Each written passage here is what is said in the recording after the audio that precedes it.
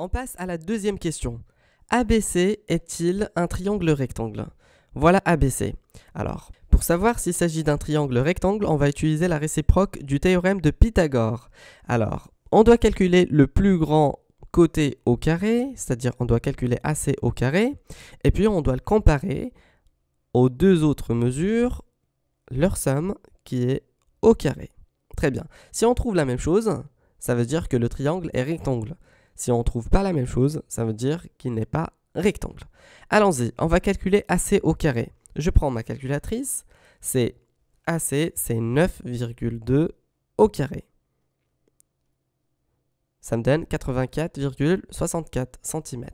Très bien, je prends maintenant BC au carré plus AB au carré, donc ça fait 5 au carré plus 7,6 au carré. Ça me donne 82,76.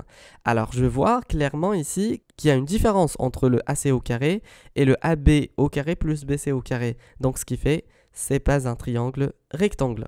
Donc, on va dire, selon la contraposée du théorème de Pythagore,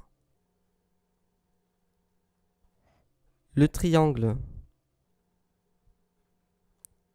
ABC n'est pas rectangle.